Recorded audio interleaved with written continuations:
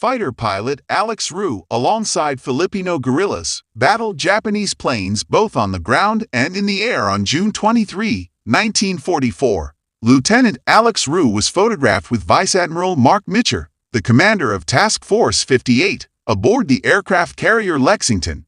The two stood atop the starboard wing of Alex's Hellcat, with Mitcher wearing his signature Cacus and unique lobsterman's hat.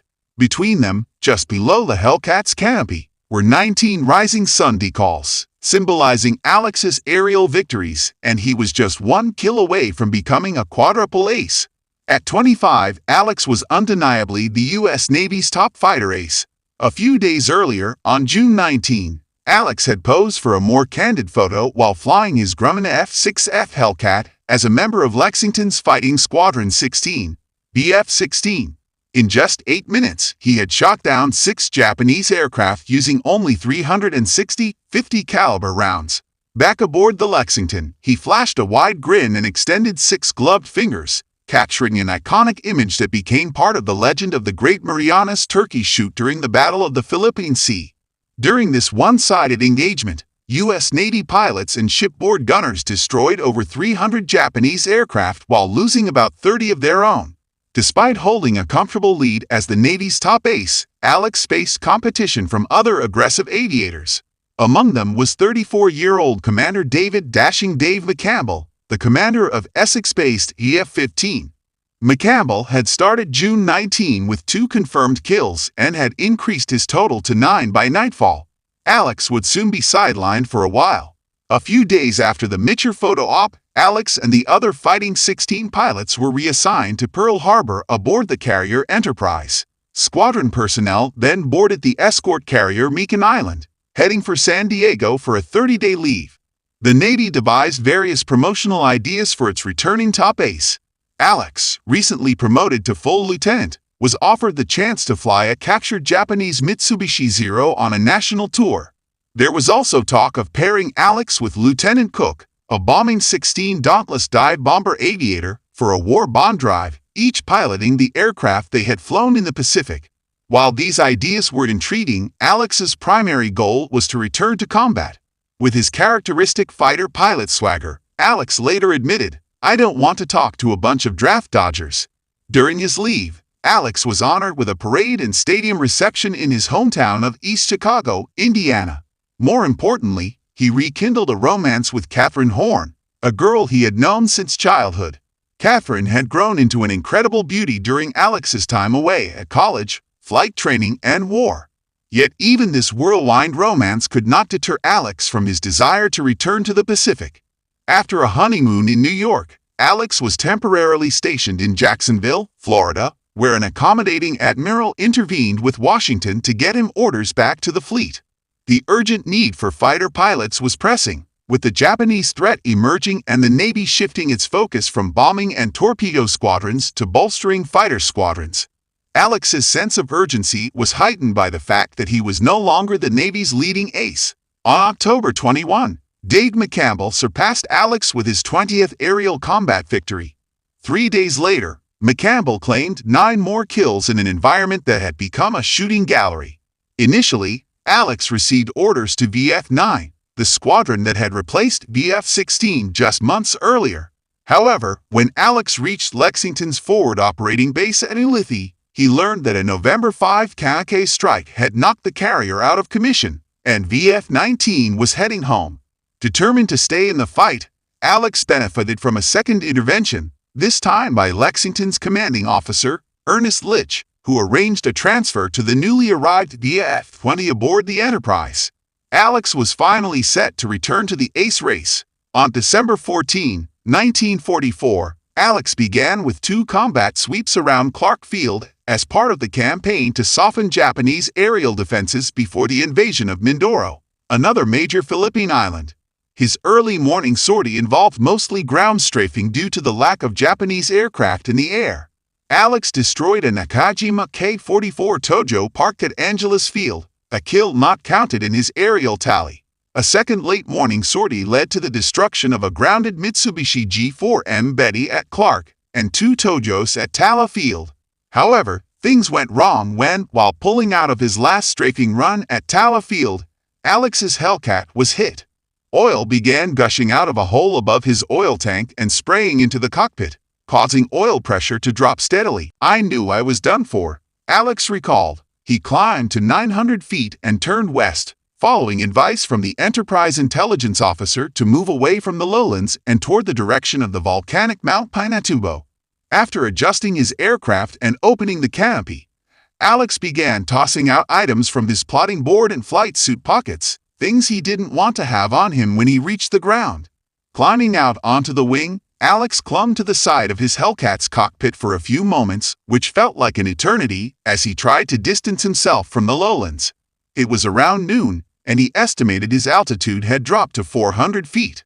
When the plane began to feel mushy and on the verge of stalling, Alex let go, raising his hands as he tumbled free, hoping to avoid a collision with the leading edge of his horizontal stabilizer. Alex thought to himself, "What have you gotten yourself into now?" He hit the ground hard, not having fully deployed his parachute or been able to turn for a proper landing. Though jarred and dazed, Alex was determined not to be captured. He drew his .45 caliber pistol and readied it as he saw men approaching him. Aware that he was in Japanese-held territory, he was conditioned to see anyone as an enemy. However, these men had their hands raised and were shouting, "Filipino! Filipino!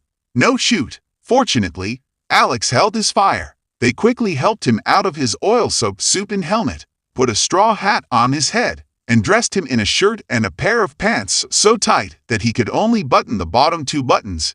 Their leader, a young Filipino guerrilla named Alex Ramos, hurried Alex along as the Japanese were in hot pursuit.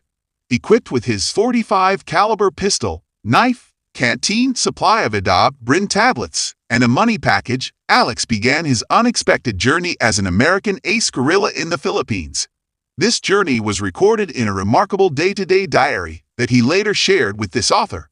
After the Japanese captured the Philippines early in the Pacific War, they attempted to persuade the people to accept the Greater East Asia Co-Prosperity Sphere.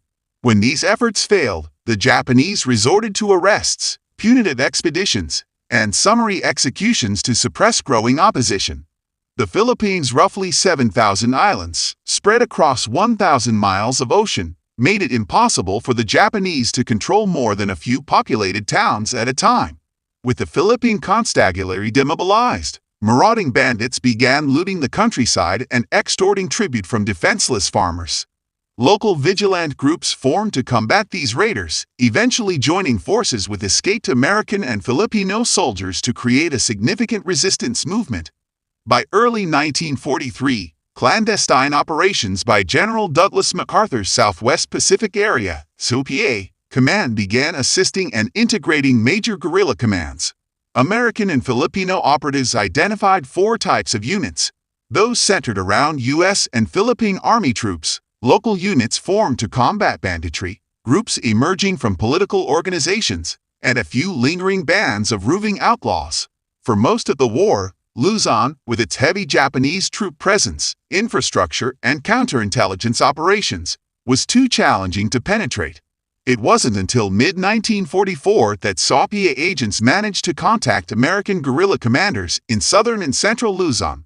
By September, cargo submarines were able to infiltrate radio equipment and supplies. Alex Vraciu had parachuted into a disorganized and contested area, outside the jurisdiction of the two well-established Luzon guerrilla commands, U.S. Army Major Bernard L. Anderson's Eastern Region and Major Robert Lawlon's Central Region. According to reports, Alex landed on the Ramos family farm, part of the South Tarlac Military District, just a short distance from the enemy-held town of Capas in Tarlac Province. He hoped to link up with Captain Alfred Bruce, a U.S. Army MP-turned-guerrilla leader and South Tarlac commander. The rescuers led Alex on an 18-kilometer trek, only to backtrack 6 kilometers when they learned that Bruce, fearing an imminent Japanese raid, had retreated farther into the hills. That day, they were joined by Filipino guerrilla Major Alberto Key Stockton, who informed Alex of the burial of VF-15 squadron mate Lieutenant J.D.N. Baker, who had also been shot down. By noon on the 16th, the group reached Captain Bruce's new camp, where Alex met another naval aviator, Lieutenant F. Gracie Grasp, a TBF Avenger pilot from Hornet's Torpedo Squadron 11. BT-11, who had been shot down on November 6. They were now in Nigo territory, a region populated by small, dark-skinned Aboriginal tribesmen whom Alex came to call belugas. Bruce's camp offered welcome comforts, a chance to bathe, and meals of chicken, duck, wild pork, rice, corn, and bananas, along with access to books and paper scraps for keeping a diary. Alex turned over his money package to Bruce and, along with the rest of the sizable band and their beluga allies, settled in to await the expected American invasion of Luzon.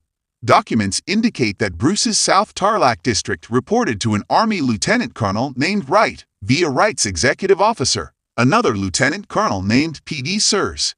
Bruce's immediate band seemed organized and prepared. However, they were poorly armed and had very little ammunition. Due to constant Japanese pressure, their ability to do anything beyond evading and staying low was severely limited. Confirmation came through messengers that Manduro had been invaded, and Bruce anticipated an imminent landing at Lingayen Gulf. Alex learned that the bearded and tough Bruce had faced his own share of close calls with the Japanese. Bruce recounted one instance where a fellow American Lieutenant John Hart had shot himself rather than risk capture. Alex also discovered that there was a heavy price on his head, which was being paid by innocent Filipinos. Reports indicated that villagers from Capas were being killed by the Japanese in an effort to extract information about the newly downed pilot. Given these circumstances, unless the Japanese closed in too closely, Bruce planned to remain in place and wait for the American landing. Aside from a December 22 bombing run by 24 Army Consolidated B-24 Liberators, the following days provided little indication of a pending offensive. Despite enduring a Christmas Eve in the rain and a dwindling supply of Adrian rations, Alex's health and appetite remained strong. He received gifts of 2 fresh shirts and 2 pairs of pants, though they were as tight as before and the seams were 5 inches too short. More welcome was a ringside view of a 45-minute aerial dogfight between Army Lockheed P-38 Lightning fighters and Japanese Zeros, during which 1 American and 5 Japanese aircraft crashed. Alex's mood was a mix of anticipation, envy, and frustration as he watched the aerial combat overhead. On December 26, his diary notes that clouds obscured the dogfights, and he recorded his disdain for the easily routed Japanese Wild Eagles and their anti-aircraft ground gunners. Over the following days, Alex took 4 hopeful shots with his BF-45 at formations of twin-engine Sally bombers flying directly overhead. He noted that he could use a gun sight, a mill reticule, and a .50 caliber machine gun. Although he was seeing plenty of planes, it was a frustrating way to do so. After these futile shots, he decided to conserve his remaining ammunition. As an ace, Alex also had a proprietary and predictably biased interest in the performance of his own side. On January 4, 1945, he watched in exasperation as Army pilots in a dozen P-38s missed an opportunity to attack 9 planes flying low, simply flying over them. Air action, both from Navy fighters and Army bombers, was intense on the 6th and continued despite rainy weather on the 7th. On the morning of the 7th, Alex witnessed an odd sight. More than 100 Army twin-engine A-26 Invader bombers streaking low across the valley, apparently bound for Clark. Later that afternoon, 24 Hellcats bombed and strafed outlying fields, adding to the cacophony of exploding bombs and machine gun fire. The distant but deep sound of artillery fire to the northwest was assumed to be naval bombardment. Artillery fire resumed early the next morning. Bruce reported that the invasion was scheduled for the night of the 9th. Alex and Vraciu were joined by another downed Navy pilot, Alan Stover, an injured member of Night Fighter Squadron VFN-19 from the carrier. The concentrated naval shelling began at midnight and continued well into the morning of the 9th. Finally convinced that the moment was at hand, Bruce decided to send a guerrilla contingent to directly link up with the Americans. His intent was twofold: to assist the invaders with maps and intelligence, and to ensure that his men received their share of urgently needed arms and ammunition. As Alex was the only American fit to travel, he would go along as Bruce's representative. Alex, infused with determination and barely aware of the dangers ahead, trekked north with the band, taking special care as they approached and crossed roads. They traveled in stages, picking up more men along the way. They spent the first night at Major Stockton's satellite camp, where the group grew to 75. The next morning, they passed within a few kilometers of Camp O'Donnell, the terminus of the Bataan Death March, where thousands of American and Filipino prisoners had been held in squalid conditions. Upon reaching their destination for the day, a camp in the Tarot district run by Eliseo V. Mallory, Alex encountered 4 more rescued American airmen, including IGN James W. Robinson, a VF-20 squadron mate who had also been shot down on December 14. The 4 Americans declined to join Alex on his journey. With the force now totaling nearly 100, they set off early on January 12 for the large provincial municipality of Manatoc, entering the domain of American guerrilla Albert S. Hendrickson, an Army private breveted to captain. Alex soon learned how factions like Hendrickson's jealously guarded their territorial prerogatives and nursed long-standing grievances. The crisis came to a head in Manatoc on January 13. Alex's force was gathered in the town plaza while he met with the mayor, the chief of police, a local guerrilla leader named Desin, and the American wife of a native villager. The group was en route to lunch when they were suddenly confronted by an armed and scowling guerrilla. He wore a Japanese pilot's helmet cocked at an angle and held his rifle partially aimed at Alex. The guerrilla shouted, "Huck," short for Hupalahap, a name derived from an anti-Japanese movement composed of central Luzon peasant farmers. The Hupalahap, or People's Army Against the Japanese, was originally a pre-war communist-oriented political organization that had joined forces with a broad front of anti-Japanese resistance groups. Known for its extreme methods and eventual post-World War II rebellion against the Philippine government, the Hupalahap had a reputation for fanaticism and terror, sometimes extending beyond the struggle with the Japanese. To some, the Hupalahap represented a righteous movement. To others, it was a provocation. Alex instinctively reached for his service pistol, but he could see that the armed man was as confused as he was aggressive. "No, I'm an American. What's going on here?" Alex asked, but received no answer. Sensing the man's hesitation, Alex said, "Okay, take me to your leader." As they followed the man toward the plaza, one of Alex's men suddenly ran toward him and was instantly gunned down by a burst of carbine fire. The man was nearly cut in half and bled to death within seconds. Startled and enraged Alex, as documented in reports by Eliseo Mallory and Alberto Stockton, rushed forward shouting, "Stop firing! Stop firing!" His timely intervention likely prevented a full-scale massacre.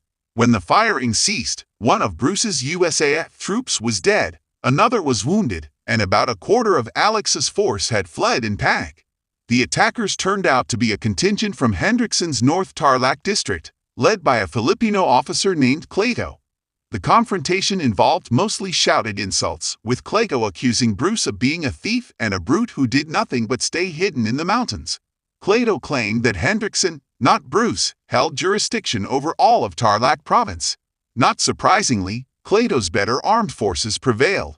All of Bruce's men, except for Alex and Stockton, were disarmed and confined to several homes in Manatoc, but they were eventually released to return to Bruce's camp. Alex's quest for freedom took a surreal turn when he found himself perched atop a small horse that repeatedly turned to nip at his legs.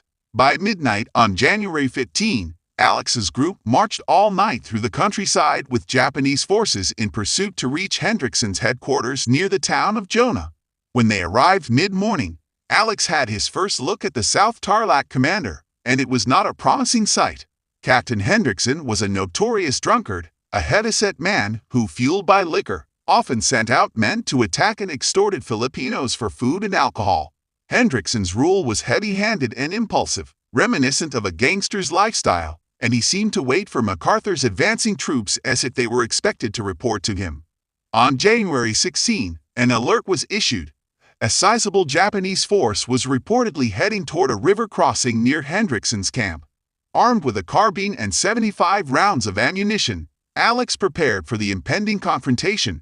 Alex joined a tense but anticlimactic night-long vigil. He was stunned by his unlikely transformation from an aerial ace to a jungle ground pounder. "I'm lying on my stomach by the side of this river, waiting for the Japanese," he thought. "What's a good fighter pilot doing in the middle of this godforsaken country?" By the time the sleepless men returned to Hendrickson's camp the following morning, word finally came via a runner that American GIS would be reaching Panique, a town north of Jonah, By mid-afternoon, Hendrickson, at last, decided to move and planned to make a grand show of it. On the afternoon of January 17, Hendrickson's procession set out, heading north on the road to Panique. The parade took on a ceremonial air as Hendrickson, mounted on a horse, led the way. Alex and a few others were also on horseback, with guerrillas on foot behind. Flags, American, Philippine, and even guerrilla, fluttered, and a bugler trumpeted the march. The clamor attracted followers, mostly women, children, and dogs from the nearby villages. Just outside Panique, the procession encountered its first American GI, a bewildered checkpoint sentry from the Army's 129th Division, an Illinois outfit. After being cleared, the parade reached the advanced elements of the 129th, and Alex was finally in American hands. An American brigadier general personally debriefed him, a process that was repeated 3 times over the next few days as Alex moved through the lines. In a day or so, Alex boarded the amphibious command ship Wasatch off Lingayen. There, he met a foreign correspondent who had been aboard the Lexington during the Mariana Islands campaign. Recognizing Alex despite his scraggly beard, the reporter promised to get word of Alex's safe return to Catherine in exchange for an exclusive story. Eventually, Alex reached Ulithi and reported aboard the Lexington with his Japanese officer's sword and pistol, as well as a collection of first-hand accounts of Philippine resistance life. He quickly became a shipboard celebrity. During the Lexington's transit back to Pearl Harbor, Alex, basking in the celebrity, stubbornly clung to his beard, which became a sore point with the Lexington's executive officer. He also insisted on staying in the Pacific, managing to arrange a transfer to another squadron for the anticipated carrier strikes on Japan's homeland. However, given his knowledge of names, conditions, and circumstances from his extended time behind enemy lines, the risk of losing Alex to the Japanese was deemed too high. His aerial combat days were over. At 19, he was reassigned to the Naval Test Center at Patuxent River, Maryland, for the duration of the war. Alex ended the Pacific War as the U.S. Navy's 4th-ranking fighter ace. The Navy's overall leading ace was David McCampbell, a Medal of Honor recipient with a final combat total of 34 aerial kills, many in the closing days of the war. Meanwhile, Alex, though a recipient of the Navy Cross, was nominated for but never received the Medal of Honor.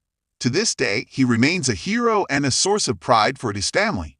It's worth noting that Alan Smokey Stover, who flew with VF-81 from the USS Wasp, was shot down over Clark Field on January 6, 1945. He'd also reported back to his squadron on February 8, 1945, at Ulithi. It's unclear if he traveled with Alex. As a side note, I lived in the province south of Tarlac, Pampanga, for 2 years. Although calmer today, Tarlac is still known for its wild and woolly ways. Alex was fortunate to escape as he did. In conclusion, Alex's journey from being a decorated fighter pilot to navigating the perilous jungle terrain of the Philippines as a guerrilla fighter is a testament to his resilience, adaptability, and courage. Despite the challenges and dangers he faced, including being at the mercy of conflicting guerrilla factions and the ever-present threat of Japanese forces, Alex maintained his determination and resourcefulness. His eventual return to American forces marked the end of his combat career, but highlighted his significant contributions and sacrifices during the war. Though he did not receive the Medal of Honor, his legacy as one of the Navy's top aces and his experiences in the Philippines reflect a profound story of heroism and survival.